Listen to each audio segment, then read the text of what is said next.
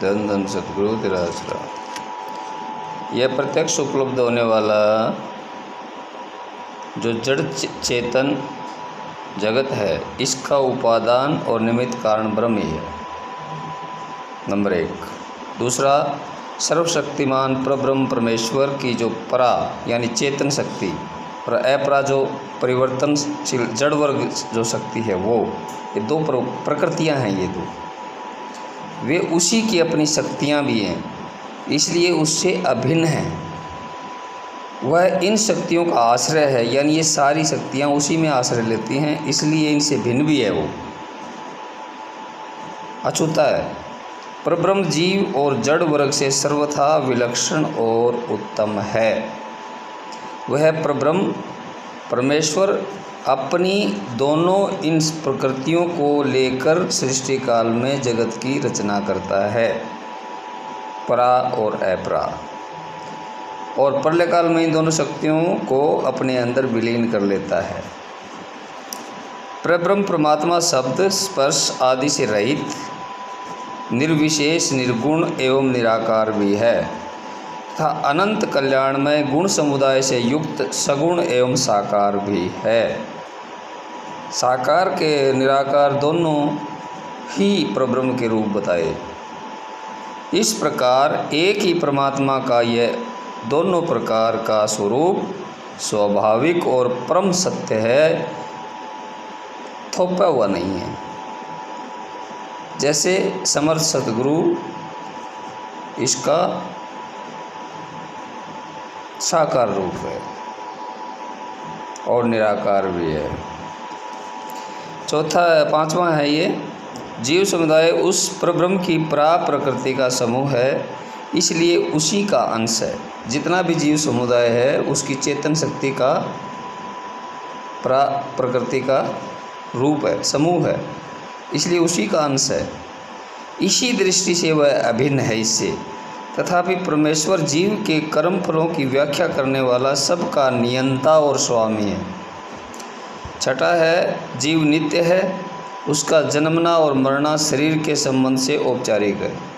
ये एक औपचारिकता है, जो जीना और मरना, वैसे ये कहीं जाता आता नहीं है।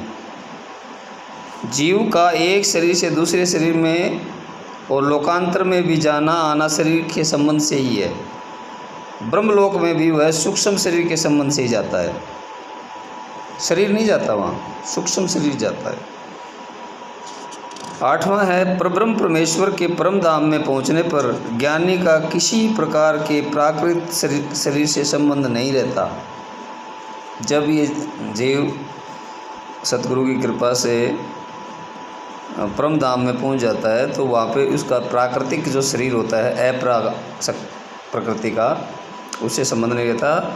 वह अपने दिव्य स्वरूप से संपन्न होता है। यह उसकी सब प्रकार के बंधनों से रहित मुक्त अवस्था है, किसी प्रकार का बंधन नहीं रहता उस समय उसमें।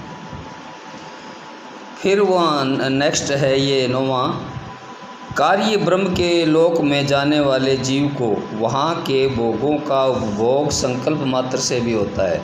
यानी वो सोच लेंगे वो भोग उनके सामने अपने आप आ जाता है कार्य लोक में, और उसके संकल्प के अनुसार प्राप्त हुए शरीर के द्वारा भी, जो उसने अपने संकल्प से जो शरीर, जैसे शरीर का संकल्प किया वैसा शरीर उसको मिल जाता है। वो कौन सी जगह मिलता है? कार्य ब्रह्म के लोक में मिलता है। देवयान मार्ग से जाने वाले विद्वानों में से कोई तो परब्रह्म धाम में जाकर सायुज्य मुक्ति प्राप्त कर लेते हैं, और कोई चैतन्य मात्र स्वरूप से अलग भी रह सकते हैं। ये 2 मार्ग बताएं, देवयान, उत्तरायण और दक्षिणायन, 2 मार्ग हैं। अब 11वां देखो, कार्य ब्रह्म के लोक में जाने वाले उस लोक के स्वामी के साथ प्रलय काल के समय सायुज्य मुक्ति को प्राप्त हो जाते हैं। मुक्ति 4 बताई हैं, सायुज्यता, सारूप्यता, सालोक्यता, सामीप्यता, और इन चारों मुक्तियों से ऊपर होकर के ही ब्रह्म में जाया जा सकता है।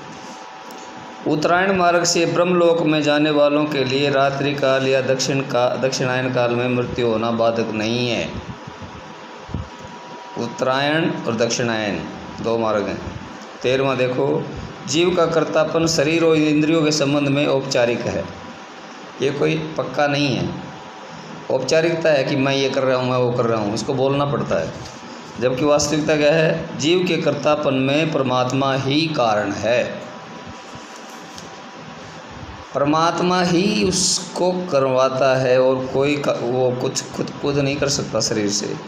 जीवात्मा विभू है, उसका एक देशित्व शरीर के संबंध से ही है, वास्तव में नहीं। जिन ज्ञानी महापुरुषों के मन में किसी प्रकार की कामना नहीं रहती, जो सर्वथा निष्काम और आप्त काम हैं, उनको यही ब्रह्म की प्राप्ति हो जाती है। शरीर में रहते हुए उनका ब्रह्मलोक में जाना नहीं होता है। ज्ञानी महापुरुष लोक संग्रह के लिए सभी प्रकार के विहित कर्मों का अनुष्ठान कर सकता है। यानी जिसको ब्रह्मलोक में स्थायी सदस्यता प्राप्त हो गई है, वो इस संसार के किसी भी काम को लोक संग्रह के लिए कर सकता है। ब्रह्म ज्ञान सभी आश्रमों में हो सकता है, यानी गृहस्थ, वानप्रस्थ, संन्यास और ब्रह्मचर्य, इन चारों में से किसी भी आश्रम में ब्रह्म ज्ञान प्राप्त हो सकता है। सभी आश्रमों में ब्रह्म विद्या का अधिकार है। ठीक है। इसके बाद है ब्रह्मलोक में जाने वाले का पुनरागमन नहीं होता। 20वां है ज्ञानी के पूर्वकृत संचित पुण्य पाप का नाश हो जाता है, नए कर्मों से उसका संबंध नहीं होता। प्रारब्ध कर्म का उपभोग द्वारा नाश हो जाने पर वर्तमान शरीर नष्ट हो जाता है और वह ब्रह्मलोक को या वहीं परमात्मा को प्राप्त हो जाता है। नेक्स्ट है ब्रह्म विद्या के साधक को यज्ञ आदि आश्रम क्रम में निष्काम भाव से करने चाहिए। सम दम आदि साधन अवश्य कर्तव्य हैं।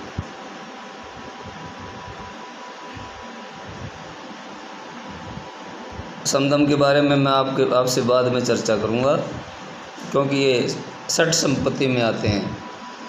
अगर ये जो जैसे 6 हमारे अंदर विकार हैं, काम, क्रोध, लोभ, मोह, मद, मत्सर, उसी तरह उसी का प्रत्युत्तर होती हैं सम, दम, तितिक्षा, उपरति, मुमुक्षु। इस तरह की ये 6 षट विद्या षट संपत्ति बोलते हैं उसको। ब्रह्म विद्या कर्मों का अंग नहीं है।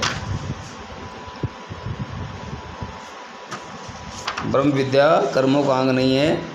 उसके बाद है परमात्मा की प्राप्ति का हेतु ब्रह्म ज्ञान ही है और यह जगत प्रलय काल में भी अप्रकट रूप से वर्तमान रहता है।